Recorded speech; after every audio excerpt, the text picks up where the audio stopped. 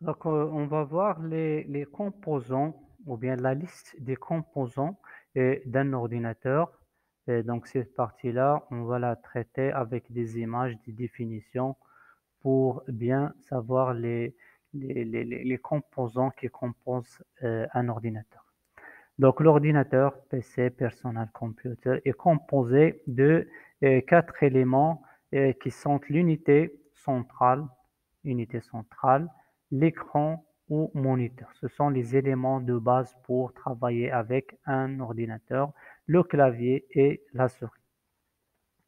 Pour l'unité centrale, premièrement, l'unité centrale, c'est l'élément principal de l'ordinateur, puisque c'est elle qui confirme, ça veut dire qui englobe ou bien qui réunit les composants électroniques qui vont faire fonctionner l'ensemble des composants. C'est-à-dire que chaque composant que vous utilisez par l'ordinateur, vous le branchez à l'unité centrale, c'est-à-dire il renferme tous les composants que vous utilisez par l'ordinateur. Tous les périphériques utilisés par l'ordinateur sont branchés à l'unité centrale. Donc pour les unités centrales, on a ici des images, exemple des unités centrales. On a une unité centrale en tour qui est composé d'un ensemble d'éléments qui sont le disque dur, la carte mère, etc.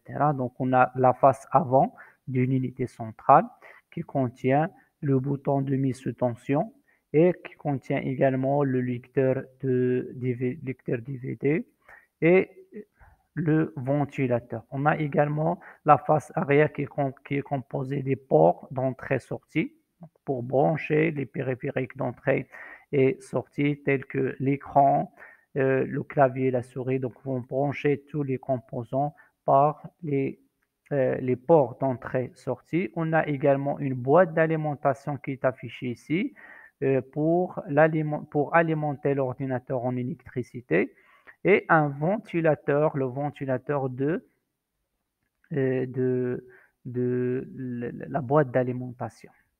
Donc la boîte d'alimentation doit, ou bien l'unité centrale doit être aérée pour euh, sa sécurité.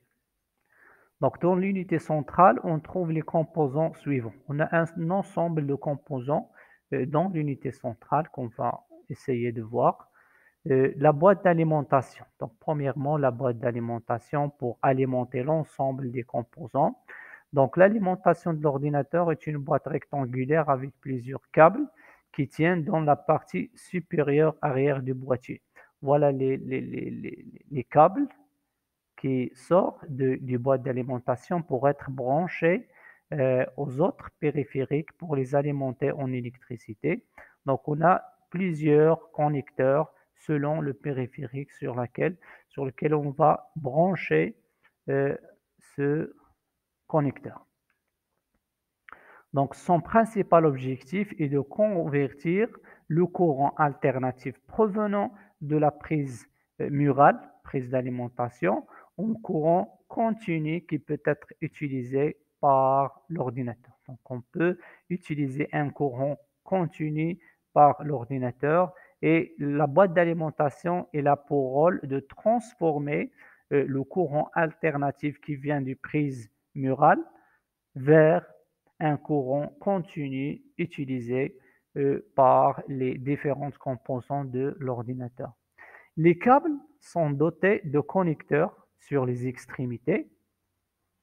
Donc les câbles sont euh, dotés de connecteurs. Voilà les connecteurs. Donc on a sur l'image les différents connecteurs qu'on a euh, sur les extrémités qui fournissent des tensions différentes. Donc chaque connecteur sort une tension différente de l'autre selon le composant sur lequel il va se brancher à divers composants internes avec le connecteur principal.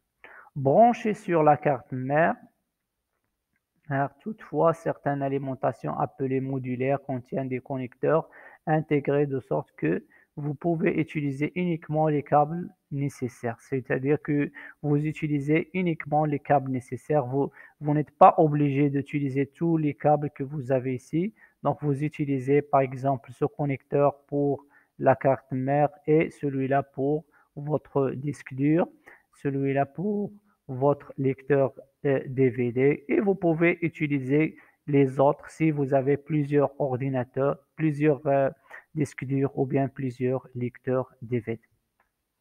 Donc, c'est le composant boîte d'alimentation que vous voyez ici. Donc, c'est la boîte d'alimentation, c'est son branchement dans l'unité centrale. Deuxième composant de l'unité centrale, donc l'unité centrale contient une carte mère. Donc la carte mère, elle est conçue donc elle est fabriquée pour rassembler toutes les cartes d'extension. Donc les cartes d'extension que vous branchez à votre ordinateur sont branchées réellement sur la carte mère. Elle assure le transit entre les principaux constituants, c'est-à-dire que chaque composant branché à l'ordinateur pour faire passer l'information à un autre composant, il doit obligatoirement passer par la carte mère, c'est-à-dire parce que les deux composants sont branchés à la carte mère et la circulation des informations entre les différents composants passe obligatoirement par la carte mère. Donc, on a une image d'une ancienne carte mère, donc c'est une ancienne carte mère qui contient le connecteur, le support des processeurs, c'est le support utilisé pour le branchement des microprocesseurs, c'est-à-dire que vous branchez le microprocesseur sur ce slot. On a également le chipset, le composant chipset qui organise la circulation au sein de la carte mère. On a également le composant connecteur d'entrée-sortie, le connecteur d'entrée-sortie. Je vais revenir à l'unité centrale pour les voir. Donc voilà les connecteurs d'entrée-sortie que vous voyez ici. Et on a également des connecteurs d'extension PCI pour brancher des cartes d'extension supplémentaires telles qu'une carte réseau, carte son, etc. On a également la pile du CMOS, pile du CMOS qui permet de garder les informations telles que la date, etc. Les connecteurs d'extension AGP pour le branchement des cartes graphiques. Et on a également le connecteur de mémoire vive, la RAM, qui est utilisé pour le branchement des barrettes mémoire pour augmenter la mémoire RAM de votre ordinateur. Et on a également le connecteur d'alimentation. Le connecteur d'alimentation, c'est le connecteur que vous voyez ici qui se branche sur ce connecteur. Et on a le BIOS, le connecteur de lecteur de disque et disquette pour brancher les lecteurs de disque tels que le disque dur ou bien le lecteur DVD. Donc ce sont les éléments essentiels de la carte mère. Il y en a d'autres. Donc le microprocesseur ou bien le CPU, Control Processing Unit, c'est le cerveau de l'ordinateur. Si on compare l'ordinateur à l'être humain, c'est le cerveau de l'ordinateur. Il est chargé de faire quoi? D'interpréter et d'exécuter les instructions. Son rôle, c'est quoi? C'est d'interpréter et d'exécuter les instructions de l'utilisateur, par exemple. Sa vitesse d'exécution est exprimée en Hertz. Le Hertz, c'est l'unité de mesure de la vitesse d'un microprocesseur. On peut écrire l'unité Hz ou bien le Hertz. Ainsi, un microprocesseur à 2 GHz. Donc ici, on va vous donner la signification d'un Hertz. Donc, un Hertz signifie 2 GHz si on a un microprocesseur à 2 GHz, c'est-à-dire qu'il va effectuer 2 milliards d'opérations par seconde. Un microprocesseur à 2 GHz effectuera 2 milliards d'opérations par seconde. Un microprocesseur à 4 GHz effectuera 4 milliards d'opérations par seconde. Un microprocesseur à 10 GHz effectuera 10 milliards d'opérations par seconde et ainsi de suite. Juste pour comprendre la signification des hertz dans un microprocesseur. Les processeurs Intel sont les plus répandus et ont connu différentes générations. Pentium 1, Pentium 2, Pentium 3, etc., etc. Donc les processeurs Intel, Intel c'est la société qui fait la production des microprocesseurs. Il y en a d'autres comme tels que AMD, la société AMD qui fait également la production des microprocesseurs pour les utiliser dans les ordinateurs, par exemple.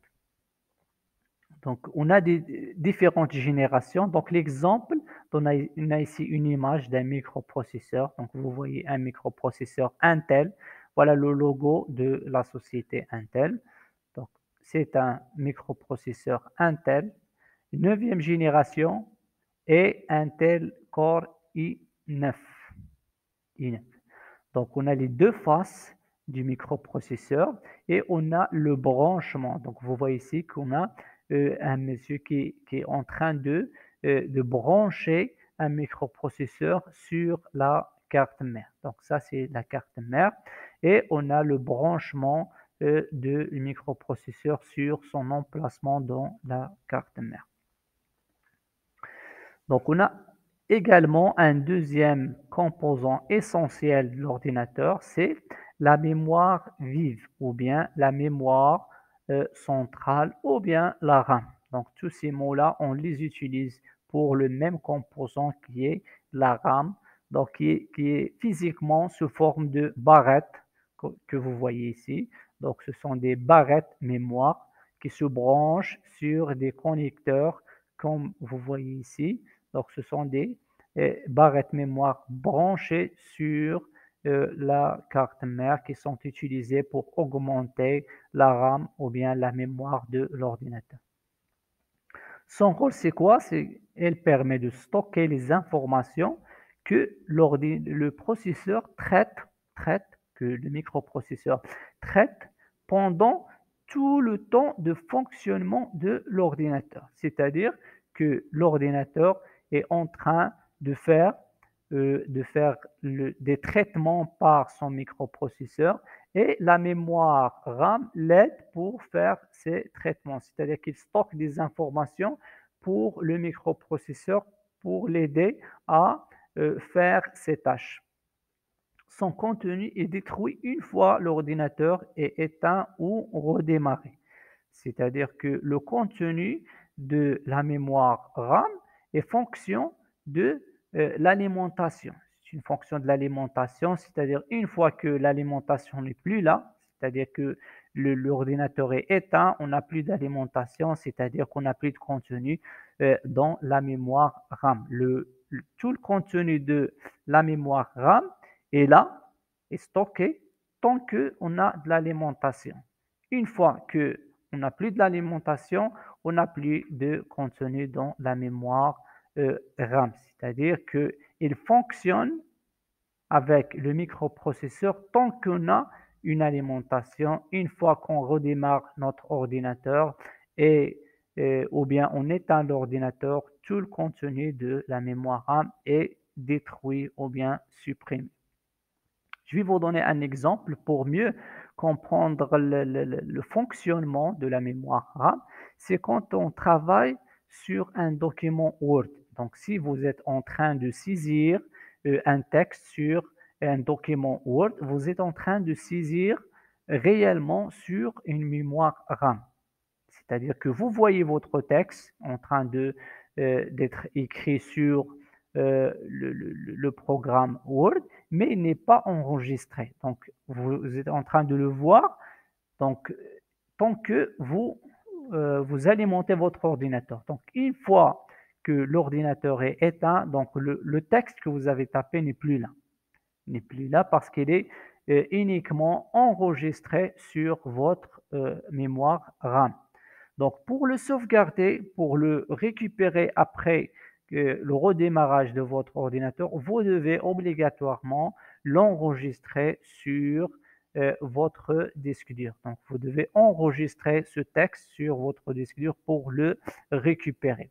Tant que vous n'avez pas enregistré sur le disque dur, vous êtes en train de sauvegarder sur une mémoire RAM qui est en fonction, qui travaille en fonction de l'alimentation. C'est-à-dire si votre ordinateur s'éteint par accident, donc tout le texte, tout le travail que vous avez fait va être supprimé ou détruit. Donc vous devez retaper votre texte. Donc pour le sauvegarder, vous devez passer de la mémoire RAM vers votre disque dur.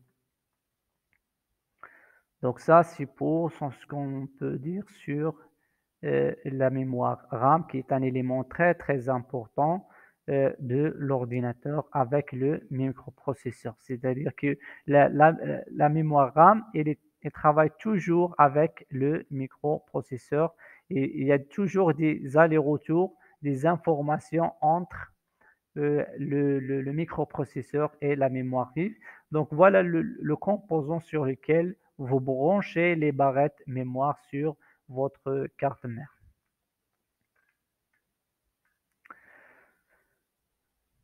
On va voir un autre élément, c'est la mémoire morte. La mémoire morte, c'est la ROM ou bien la ROM, c'est ROM pour Read Only Memory, c'est-à-dire mémoire à lecture seule. Mémoire en lecture seule. Elle permet de conserver les données nécessaires au démarrage de l'ordinateur. Donc, il contient des données nécessaires pour le démarrage de votre ordinateur avant même le démarrage du système d'exploitation, donc qui est son contenu même lorsque la mémoire n'est plus alimentée électriquement. C'est-à-dire que le contenu que vous avez sur la mémoire ROM n'a pas de relation avec l'alimentation. C'est-à-dire, même si vous n'avez pas d'alimentation sur votre ordinateur, le programme ou bien le contenu enregistré sur cette mémoire, qui est un programme qui aide l'ordinateur à démarrer, le programme que vous avez ici sur, reste toujours là, mais n'est pas modifiable. Vous ne pouvez pas modifier le contenu de la RAM. C'est pour ça qu'on vous dit read only memory ou bien lecture seule. Vous pouvez lire, mais vous ne pouvez pas modifier le programme que vous avez sur la RAM. C'est un programme créé par un constructeur qui s'enregistre éternellement sur la ROM. Si vous voulez modifier le programme, vous devez enlever le composant et brancher un autre composant. La mémoire cache. La mémoire cache, c'est une mémoire également de l'ordinateur qui stocke. Donc, à chaque fois qu'on dit mémoire, c'est-à-dire qu'il stocke, qu'il mémorise quelque chose, il stocke des informations. Donc, la première, la RAM stocke des informations, la ROM stocke également des informations, la mémoire cache également stocke des informations, mais ces informations, de quel genre, on va le voir. Donc, elle permet au processeur, au microprocesseur, de se rappeler des opérations déjà effectuées. Donc, les informations qui sont des informations enregistrées dans la mémoire cache, ce sont des informations ou bien des opérations que le microprocesseur a déjà utilisées. Donc, si on lui demande de faire une opération une deuxième fois, la même opération, il n'a pas à refaire l'opération, il n'a que aller dans la mémoire cache pour récupérer l'opération et la transférer vers l'utilisateur. Donc, c'est ça le rôle de la mémoire cache, c'est de se souvenir des opérations déjà effectuées par le microprocesseur pour une utilisation ultérieure dans le temps. La capacité de stockage de cette mémoire, de la mémoire cache, est exprimée en octets, c'est-à-dire c'est une petite mémoire. Et et elle est généralement de l'ordre de 2 mégaoctets. C'est la taille de cette mémoire des mégaoctets, elle est exprimée en octets. Par contre, la mémoire RAM est exprimée en gigaoctets. Sur les ordinateurs récents, c'est une autre information, ce type de mémoire est directement intégré dans le processeur. Donc, pour les ordinateurs récents, cette mémoire n'est plus un composant à part sur la carte mère, mais elle est intégrée dans le microprocesseur. Elle est dans le microprocesseur. Euh, Septième composant, ce qui est également essentiel, c'est le disque dur. Le disque dur ou bien HDR SSD. Contrairement à la mémoire vive, cette mémoire permet de garder les informations même lorsque l'ordinateur est éteint. C'est-à-dire que les informations sauvegardées sur le disque dur n'ont aucune relation avec l'alimentation. Même si vous redémarrez votre ordinateur, vous récupérez vos fichiers et vos programmes déjà sauvegardés sur le disque dur. C'est-à-dire que une fois que vous sauvegardez quelque chose, quelques fichiers, quelques programmes sur votre disque dur, ils vont rester sur le disque dur tant que vous n'avez pas supprimé ou bien désinstallé ce programme de votre disque dur. Ils n'ont aucune relation avec l'alimentation, contrairement à la mémoire vive qu'on a déjà dit qu'il est en relation avec l'alimentation, c'est-à-dire ces informations sont là tant que l'alimentation est là. C'est la principale unité de stockage de l'ordinateur. C'est là que sont physiquement sauvegardées les données. Donc physiquement, on a sauvegardé physiquement les données, c'est-à-dire qu'elles sont gravées sur le disque du disque dur. Les données, les programmes et le système d'exploitation. C'est-à-dire le système d'exploitation que vous installez sur l'ordinateur, il est physiquement sauvegardé dans votre disque dur, ainsi que les programmes que vous installez. Si on installe Word, Excel, PowerPoint sur notre ordinateur, il est sauvegardé sur le disque dur. Donc, chaque programme que vous installez, il est sauvegardé sur votre disque dur de l'ordinateur. Une autre information sur le disque dur, c'est que des opérations de va-et-vient, ça veut dire aller-retour, auront lieu entre la RAM et le disque dur. Donc ici, on vous dit que des opérations de va-et-vient, donc je vais revenir à l'exemple que j'ai donné tout à l'heure sur le programme Word. Donc on a un texte, on tape, on saisit un texte sur le programme Word, sur une page du programme Word. Donc pour garder ce texte, pour le sauvegarder, pour l'utiliser après, donc je dois l'enregistrer dans mon disque dur. Je vais passer de la mémoire RAM vers le disque dur. Donc, une fois que vous tapez F12 et enregistrez sous un fichier, c'est-à-dire que vous passez de la mémoire RAM vers le disque dur, c'est-à-dire vous passez d'un composant à un autre composant. Et dans le cas où vous voulez utiliser un programme, vous démarrez un programme, c'est-à-dire que vous récupérez ce programme de votre disque dur vers votre mémoire. Donc, à chaque fois que vous voulez utiliser un fichier ou bien un programme, vous êtes en train de le récupérer de votre disque dur vers la mémoire pour l'utiliser. Donc, on ne peut pas utiliser un programme sans le charger sur la mémoire RAM pour utiliser des fonctionnalités de votre microprocesseur. Donc ça, c'est la signification de va-et-vient ou bien aller-retour entre la mémoire RAM et le disque dur. Donc une information sur le disque dur ne peut pas être traitée que s'il est transféré en mémoire vive. C'est-à-dire qu'on ne peut pas traiter des fichiers ou bien des programmes sans que vous chargez ces informations vers votre mémoire vive qui est la RAM. Et vous voyez ici qu'on a deux types de disques durs. Le disque dur à disque, on a ici un disque HDD ou bien SSD. On a le disque dur SATA et le disque dur HDD qui se branchent différemment sur la carte mère. Donc, le connecteur utilisé par ce type de disque dur n'est pas comme le connecteur utilisé par le disque dur à disque, qui ont des disques ici pour les données. Le lecteur CD-DVD. Le lecteur CD-DVD, c'est un autre composant de l'ordinateur. Donc, son rôle, le lecteur CD est polyvalent. Il est capable de lire les CD-ROM ou bien les DVD. Il est capable de lire les DVD. Et les CD audio, le CD vidéo, les CD sont des moyens de stockage d'informations également. Donc, il permet de lire et d'écrire sur les DVD. Vous pouvez créer un DVD par votre lecteur DVD graveur. Lecteur, il doit être un graveur, c'est-à-dire il doit avoir la fonctionnalité de graver sur les DVD pour créer des DVD.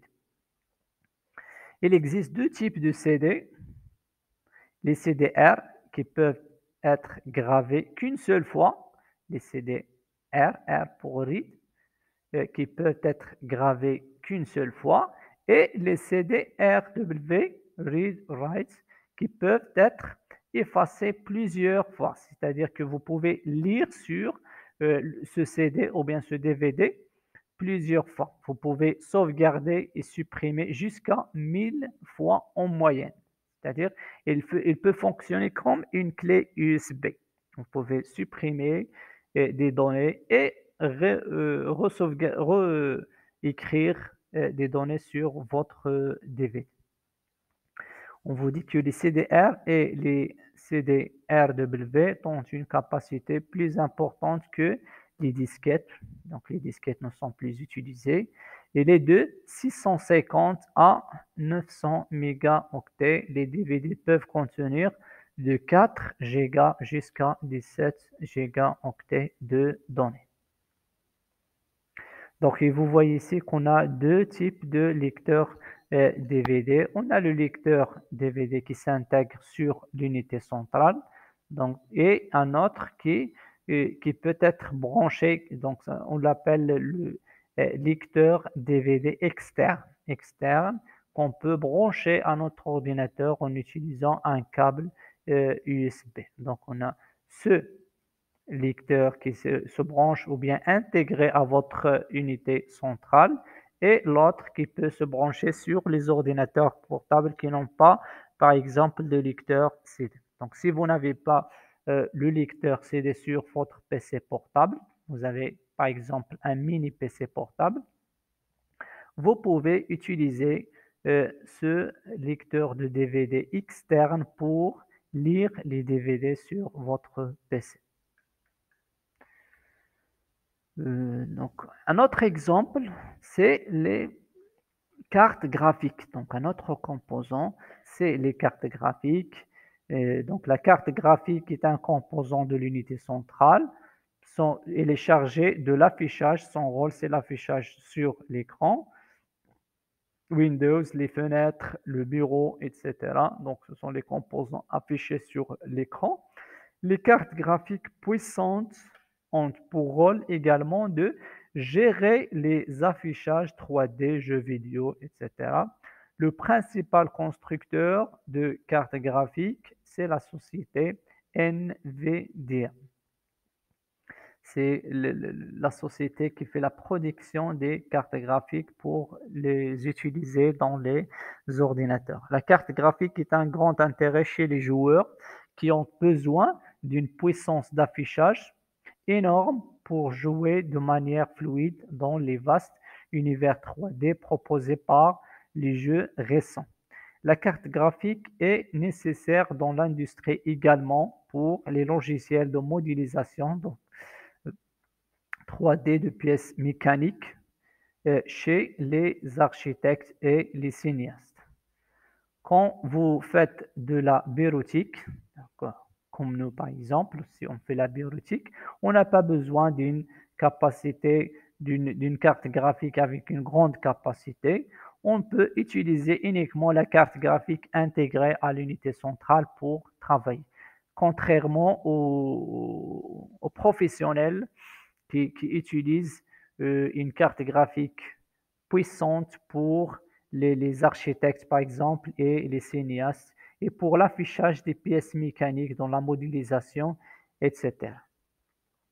Donc, on a ici deux exemples de cartes graphiques que vous pouvez brancher sur votre ordinateur pour une grande qualité d'affichage sur l'écran.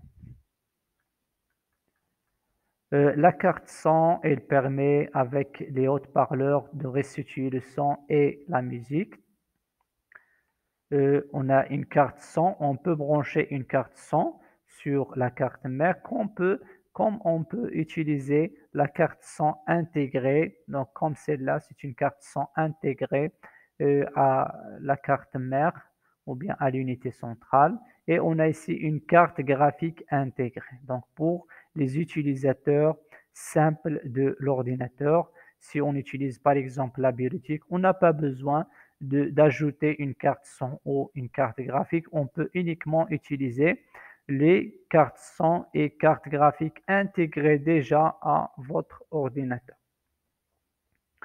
Pour les ports, ce sont les entrées-sorties physiques de la machine. Les entrées-sorties physiques, c'est-à-dire c'est l'emplacement du branchement des périphériques d'entrée et sortie.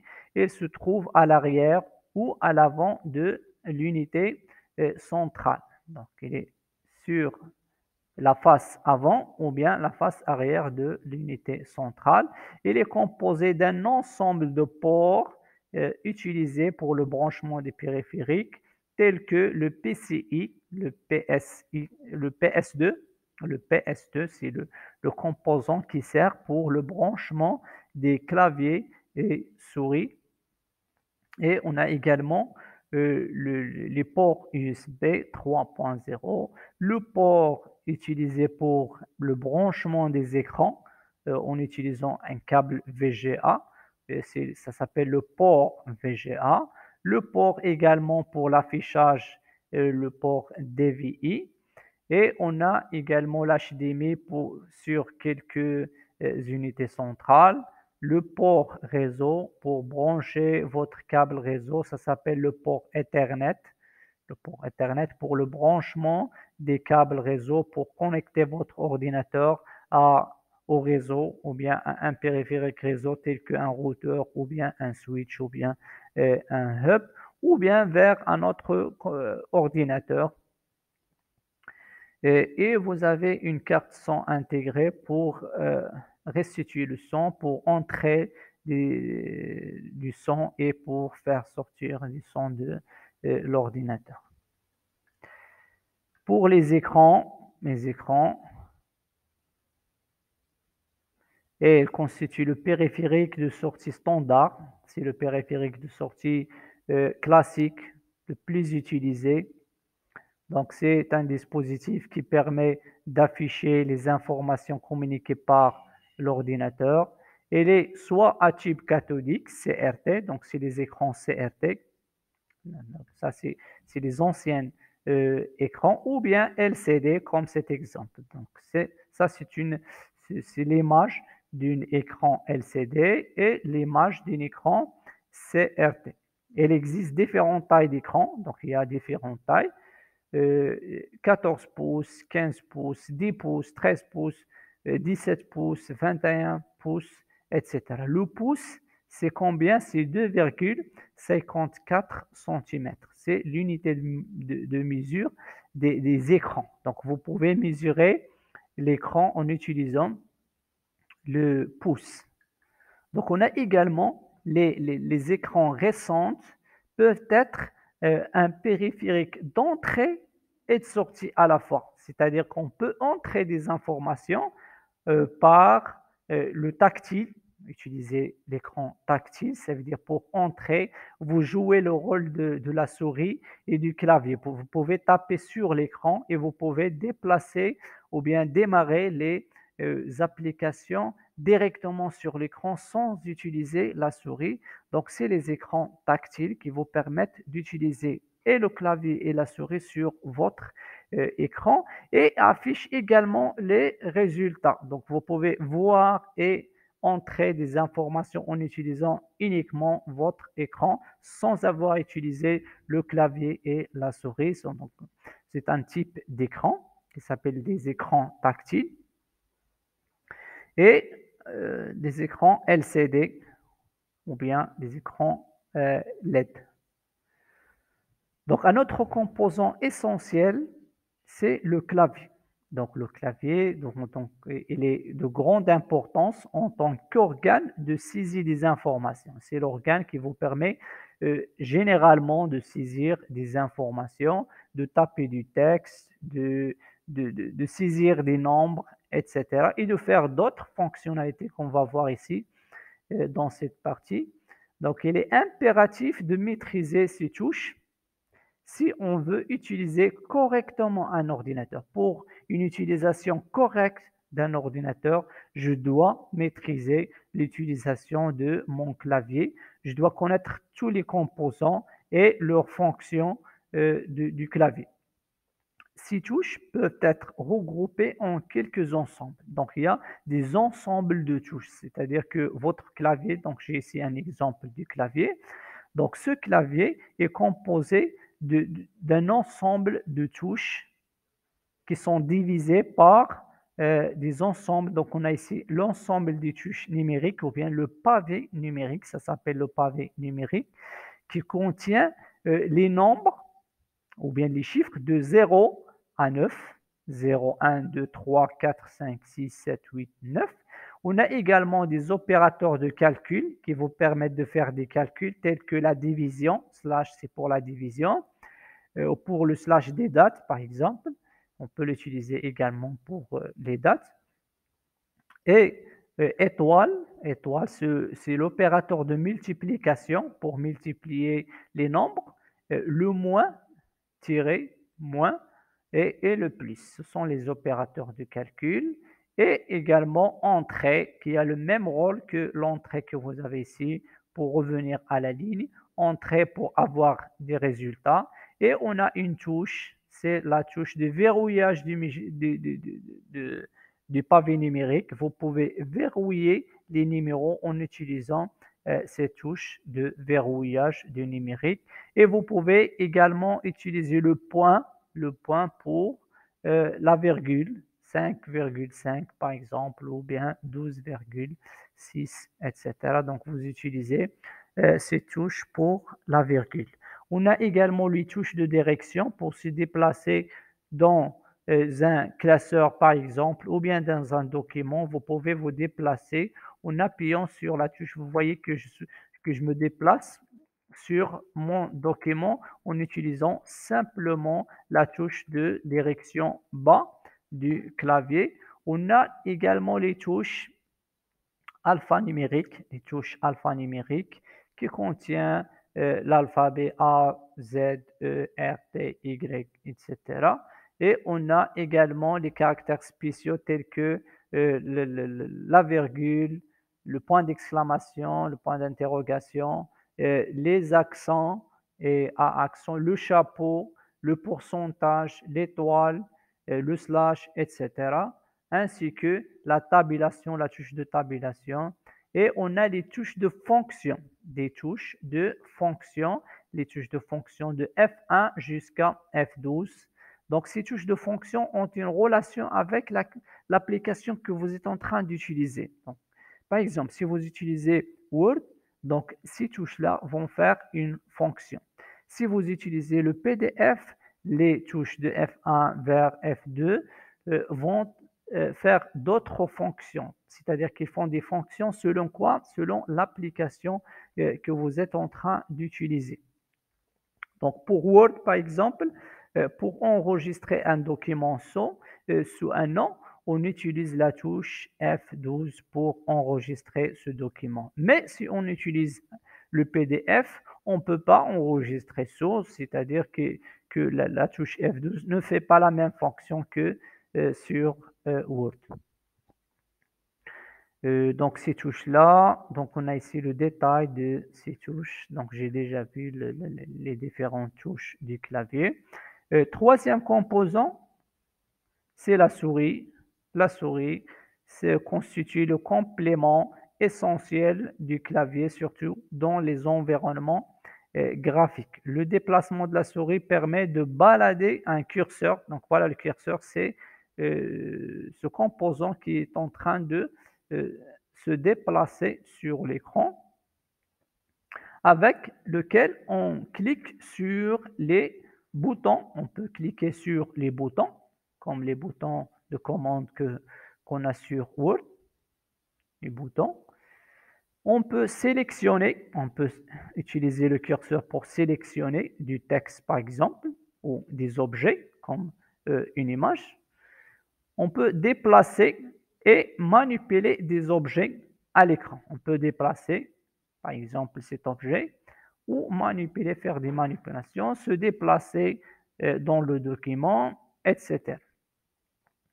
Donc on a le bouton gauche de la souris qui est le plus utilisé, qui me permet de cliquer, c'est le bouton gauche qu'on a ici. Donc j'ai ici des images, donc on a le bouton gauche et le bouton droit. Donc ici on a le bouton gauche, bouton droit, bouton gauche, bouton droit. Chaque souris a deux boutons gauche et droit. On a également la roulette, le bouton droit. On a un clic gauche permet d'activer les éléments pointés, etc. Un double clic sur la gauche permet de faire quoi? Lancer une application par exemple, ou bien sélectionner un mot.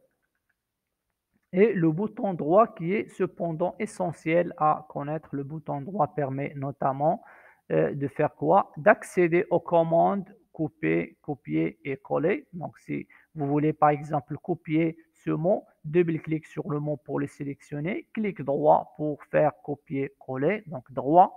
Donc on utilise la touche droit. La molette qui permet de faire défiler les pages de façon plus easy, plus facile. La molette, donc c'est la molette que j'utilise ici. Donc voilà la molette. On a les molettes au milieu des deux boutons droit et gauche qui permet de se déplacer sur l'écran.